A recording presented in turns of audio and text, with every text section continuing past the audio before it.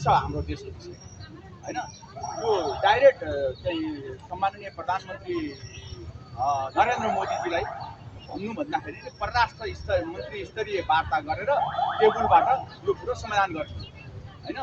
त्यसको लागि सम्माननीय प्रधानमन्त्रीले सर्वप्रथम त एउटा कमिटी गठन गर्नु पर्छ। यो राजनीतिक political issue, international political issue हो।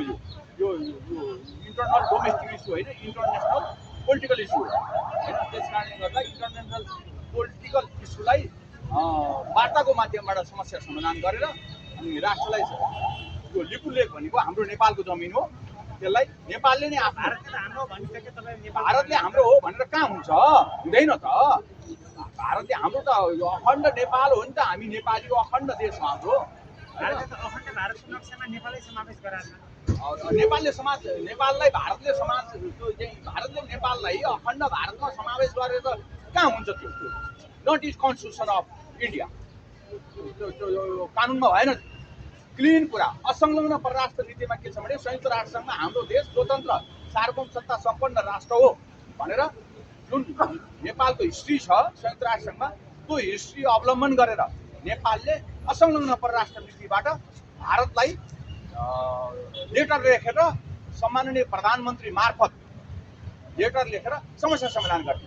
त्यो त लिपुलेख भनेको त बरु हामी मर्छौँ छोड्दैनौँ के, त्यो हाम्रो हो नि हैन। हाम्रो पिता पुर्खाले आर्जन गरेको चाहिँ मुलुकलाई हामी छोड्न सक्छौँ?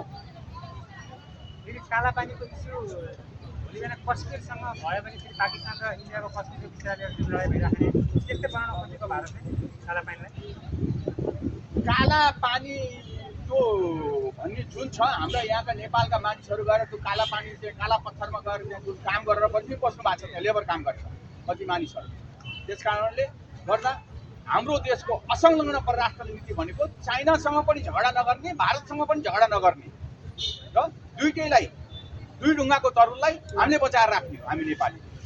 यो कुरो श्रीपाद बडामहाराज पृथ्वीनारायण शाहले अवलम्बन गरेको नीति र सम्माननीय प्रधानमन्त्रीले पनि त्यो मार्गमा जाने देशलाई शान्तिपूर्ण रूपमा सहअस्तित्वको माध्यमबाट पञ्चशील सिद्धान्तमा आधारित सिद्धान्तबाट देशलाई अगाडि बढाउने र जति पनि विकृति, विसङ्गति, चोरी, डकैत, हत्या, हिंसा, बलात्कार, रेप, बैंक क्राइसिस गर्ने जति पनि छ नि देशका, ती सबलाई दुधको दुध पानीको पानी तरिकाले न्यायसङ्गत गर्ने सम्माननीय प्रधानमन्त्रीले। र अर्को कुरो सुकुम्बासीको कुरो पनि भन्नुहुन्छ यसमा, एउटा घरमाथि थिरी राइफल राखेर काठमाडौँ जस्तो ठाउँमा त्यहाँ चाहिँ म अनामनगरमा गएँ आज घरमा, त्यो घरमाथि हतियार रहेछ भन्ने कुरो जुन मिडियामा आयो के हो भन्दा हो रहेछ। हतियार राखेको फिल्म सुटिङमा राखेको भए त्यो यिनको व्यक्ति प्रत्यक्षदर्शीले भन्नुभयो फिल्म सुटिङको लागि राखेको हतियार होइन।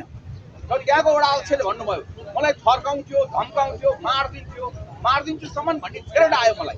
त्यही भएर त मैले त्यो घरको लागि मैले केही बोल्न सकिनँ। त्यतिखेर मेरो जीव धनको सुरक्षा पनि गर्न पर्ने भएर म चुप थिएँ, अहिले म बोल्छु भनेर भन्नुभयो। त्यस कारणले त्यो घर बनाउँदा के वडा अध्यक्षलाई मारेर चाहिँ खालि तपाईँले सुरत पठाउन मिल्थ्यो? यहाँको चाहिँ अब को हुनुहुन्थ्यो हाम्रो चाहिँ के भन्छ इन्द्र राई भन्ने व्यक्तिले नेपालले नक्सामा नक्साङ्कन गरेको छ होइन, नेपाली जान प्रतिबन्ध। एउटा कुरो म ठोकेर भनिदिन्छु, राजा राजगतिमा छैनन् जबसम्म राजा राजगतिमा बस्दैनन् त्यो कालापानीमा नेपाल र इन्डियाको लडाइँ हुन्छ त्यस विषयमा। यो 100% फुल एन्ड फाइनल हो।